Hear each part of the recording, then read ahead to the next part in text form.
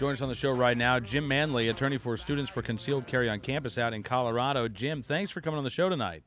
It's always a pleasure, Cam. Well, it's great having you here. I understand that you were at the Colorado State Supreme Court today, oral arguments in a case challenging the University of Colorado's ban on campus carry. Yeah, that's right. Of course, we won at the Court of Appeals, and the university decided to appeal and keep fighting against the right to carry on campus. And so we were in the Colorado Supreme Court today, wrapping up the case. This will be the last step, and now we just wait for an opinion. Okay. A lot of times when we're talking about the oral arguments up at a state Supreme Court level, we're playing defense. We're trying to overturn a lower court decision. This time around, you want that lower court decision to stand. You feel like the law is pretty clearly on your side, Jim? Well, yeah, I think it's clear. The Concealed Carry Act in Colorado says a permit authorizes the permittee to carry in all areas of the state, except the areas that are specifically excluded by the statute. And the Regents, the university, is not on that list. They lobbied to be included on the list, and the legislature decided not to include them. They defeated an amendment that would have included the universities.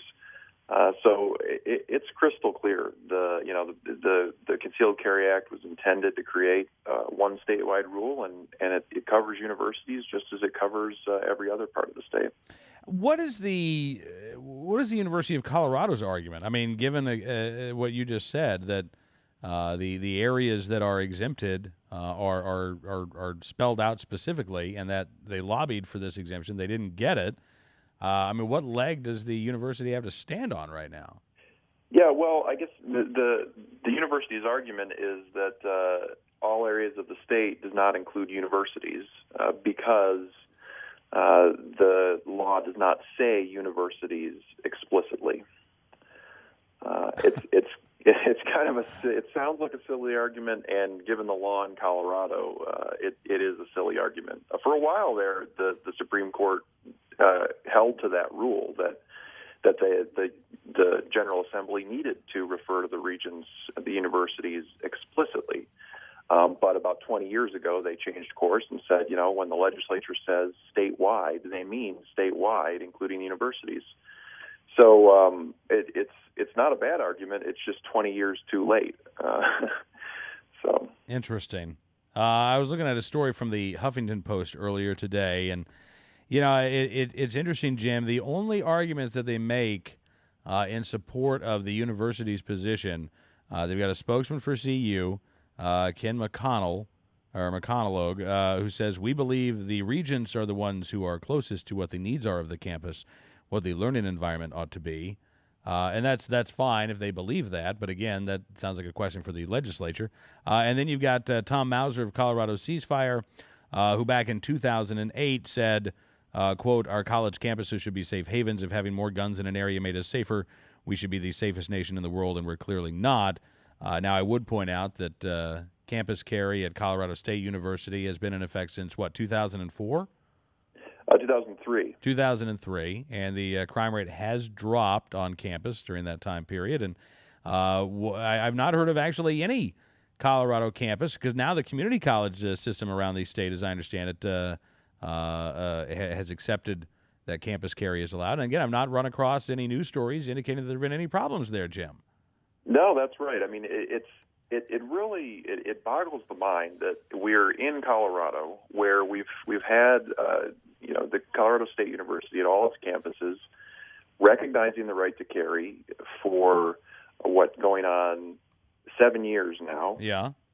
With no incidents of violence, no incidents of people being frightened by the sight of a gun that's accidentally unconcealed. Nothing. No negative reports at all, and yet people still have these emotional reactions to campus carry. It really makes you wonder if they're engaged in a real, true intellectual debate, or if they're just responding to their prejudices. Yeah, no, you're right. I mean, I remember doing some research, I guess probably about a year ago, and I figured out that the presence of football on the campus at Colorado State University has led to more student injuries than Campus Carry has. So if we want to talk about the safety of our students, Jim, perhaps we should ban the Rams from playing football. Well, that statistically that would make the most sense. But common sense, I mean, but like that's the type of argument it seems like our opponents are making. That level of intellectual maturity. Clearly what I proposed was very tongue in cheek, but what they're proposing is just as silly.